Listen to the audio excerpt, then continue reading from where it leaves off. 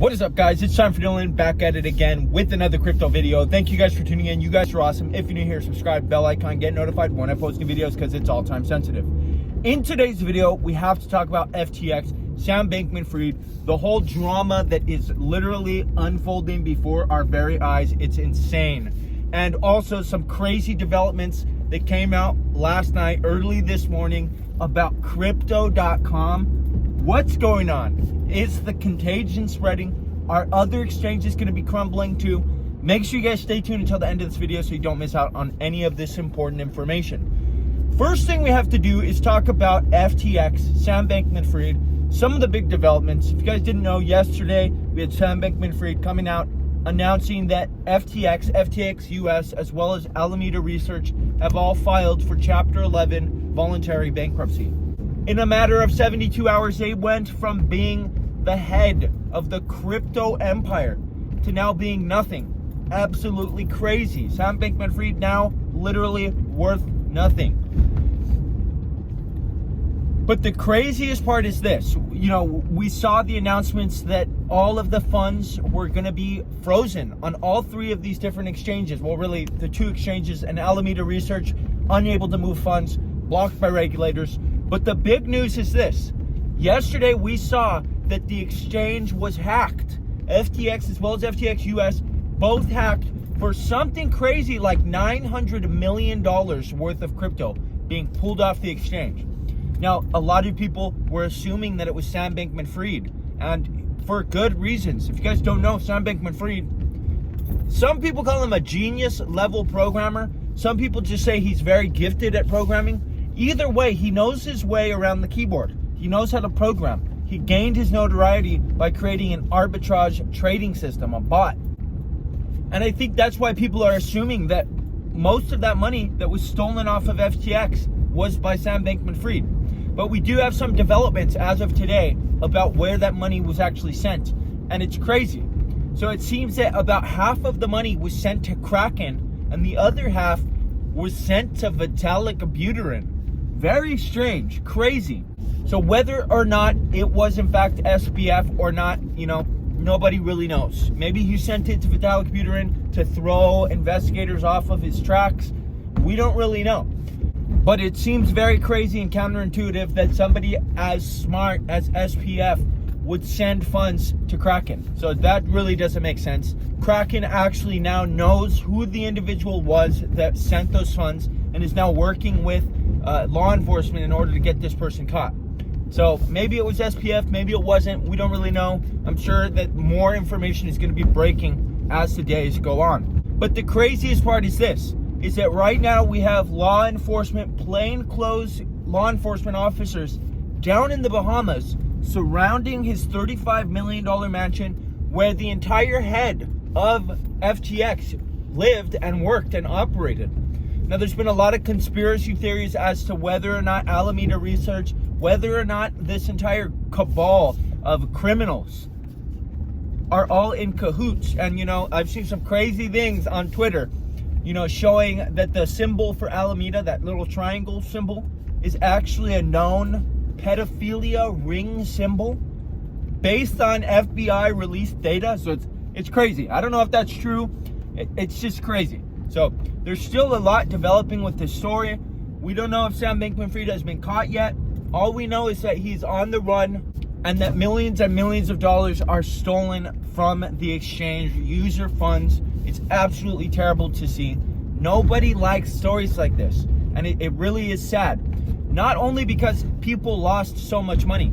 Yes, that sucks. If you're one of the people that are affected by this, it's terrible. The amount of people I see on Twitter saying that they're done with crypto. They're giving up crypto because they had everything on that exchange.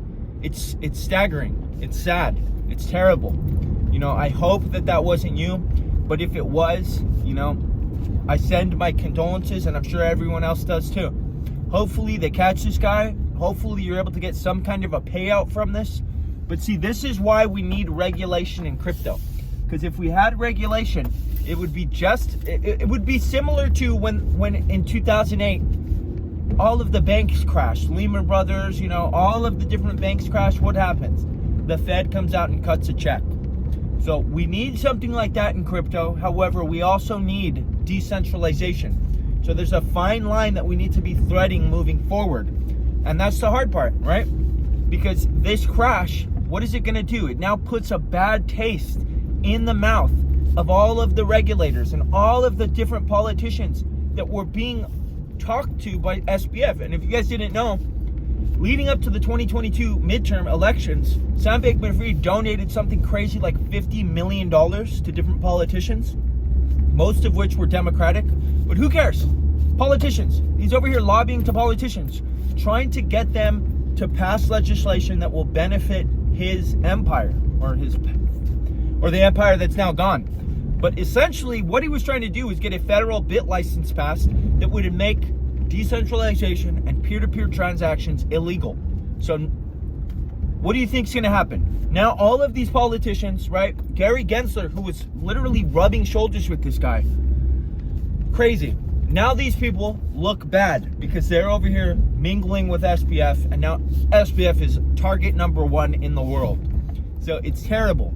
Hate to see it. And if you guys didn't know, the chick, I forget her name, the chick that was running Alameda Research that everyone's joking around, that was Sam's F buddy. Whether or not that's true, we don't really know. Sam Bankman-Fried sent, I think, $10 billion to Alameda Research to cover a hole, right, from liquidated leverage trading, right? Sent $10 billion, or somewhere near $10 billion worth of investor funds, user funds, sent them over to that exchange to cover a hole. Now, if you don't know about this chick, I forget her name. I'm sorry. I'm running a blank. If you guys know her name, drop it down below.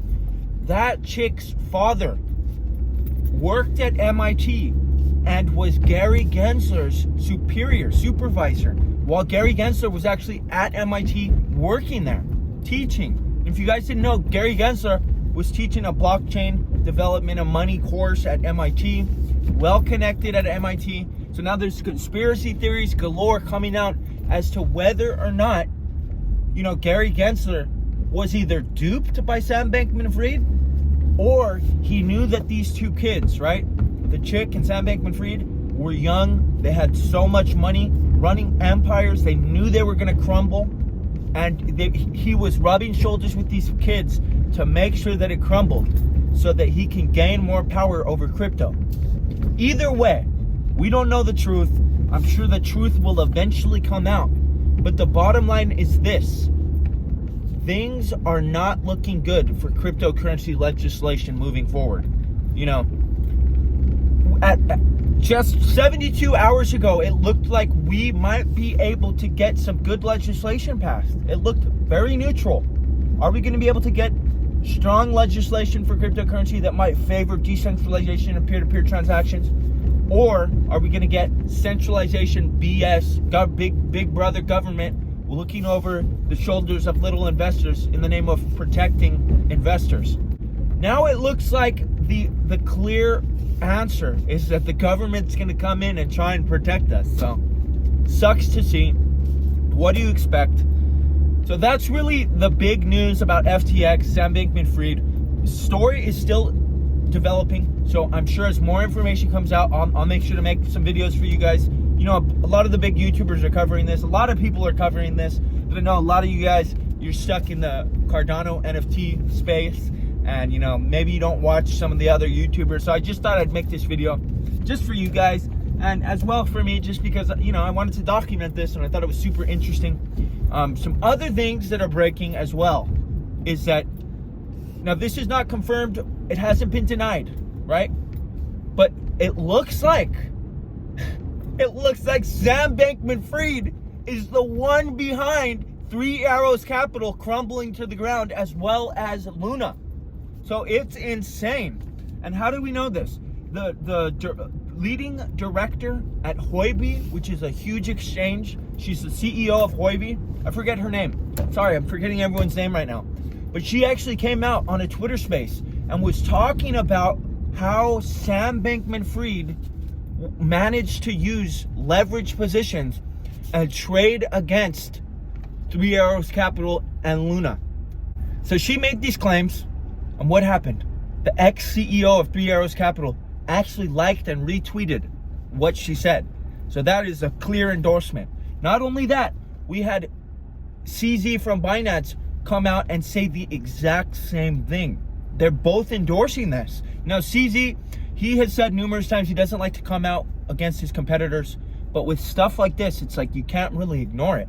And you know what's crazy is Sam Bankman-Fried was actually approached by CZ from Binance and was told, hey, look, giving him some advice, some game, letting him know, look, dude, you can't be doing this. This is bad. And what happened? Sam Bankman-Fried completely ignored him. It's disgusting. So, you know, you reap what you sow. That's what happens. You know, there's two types of people in the crypto space. There's people like CZ who have all of their assets in crypto and truly believe in the betterment of crypto. I mean, he tried to acquire FTX before it crumbled to try and save the space. That's the type of guy CZ appears to be. Now, of course, nobody knows if CZ is actually a shady character. No one knows. But it appears as though CZ might have the best interest for crypto. That's what it looks like. Sam Bankman-Fried, you know, hindsight is 2020, right?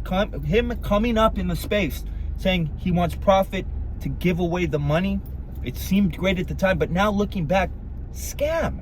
Anything that's too good to be true probably is. And that's exactly what it seems like with Sam Bankman-Fried, with FTX, making profit to give it away. Who in their right mind does that? Doesn't make any sense.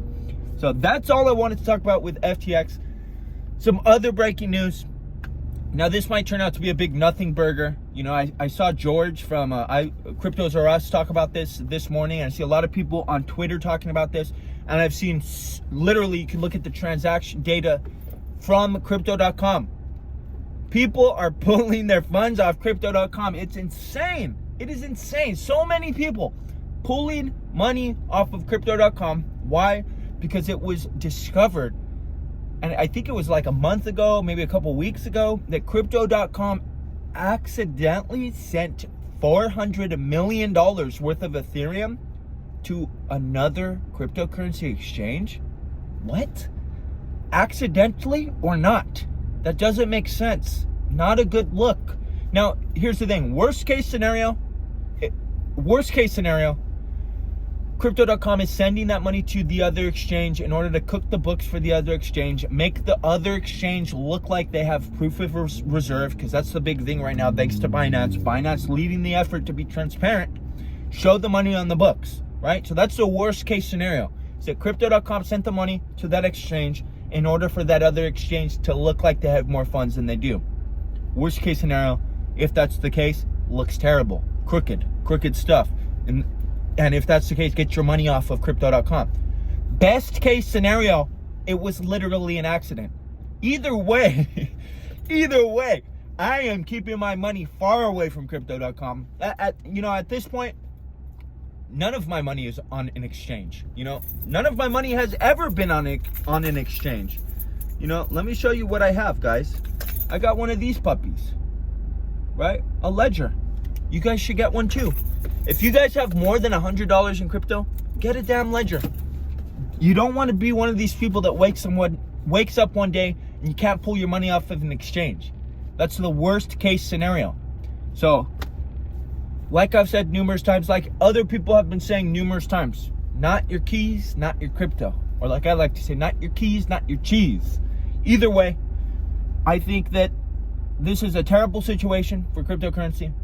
Absolutely sucks. You know, when you start seeing cryptocurrency on the mainstream media, you start seeing people that don't even know what crypto is, people that have no level of understanding about Bitcoin, no level of understanding about blockchain technology, distributed ledger technology, decentralization, peer-to-peer transaction. When you start seeing those people bashing cryptocurrency because it's hit the mainstream news, it's never a good look. But at the end of the day, I'm still hopeful. Cryptocurrency is, I think, here to stay. Cryptocurrency technology is breakthrough technology. I think it's definitely the future.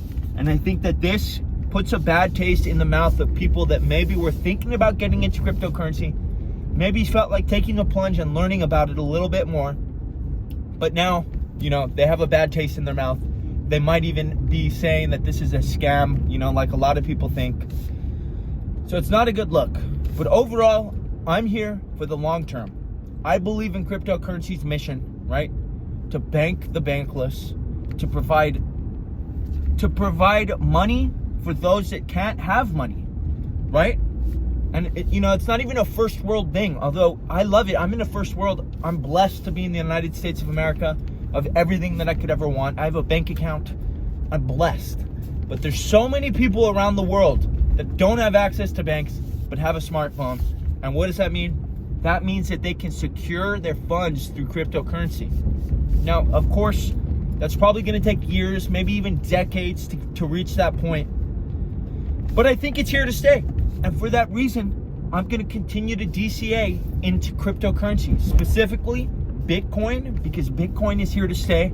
Nobody can argue that. It's decentralized gold. It's uncontrolled. Nobody can manipulate the transactions. There's only going to be 21 million Bitcoin that will ever exist unless everyone agrees to change it, which might not ever happen, but who knows? Might happen. And if it does happen, it'll be through the consensus of the people. So that's the beauty of Bitcoin, right? It cannot be changed. And I also believe in Cardano, because Cardano is very similar to Bitcoin in the fact that it's consensus mechanism, right? It's a EUTXO model. It's kind of like Bitcoin's UTXO model, where it's extraordinarily decentralized. It has a bigger supply cap than Bitcoin, and it has use cases unlike Bitcoin. Now, I don't like to compare the two because they're so different. Bitcoin is gold. Cardano, you might call silver, but I think Cardano has the advantage over Bitcoin in the fact that you can deploy decentralized applications, have smart contracts. You can have NFTs, stuff like that maybe right now have no real use case. NFTs, yeah, they're just pictures. Oh my gosh, it's just a cartoon character. But there's so many implications for the future of what NFTs can actually be. And there's legislation being passed in California, in development right now in California, to try and put death certificates, marriage certificates, stuff like that on NFTs, on a blockchain. So I think that's the big implication. That's why I love cryptocurrency. And even though we have terrible news out right now about cryptocurrency, the future looks bleak in the short term. I know that in the long run, cryptocurrency is going to be the revolution. That's just how I think.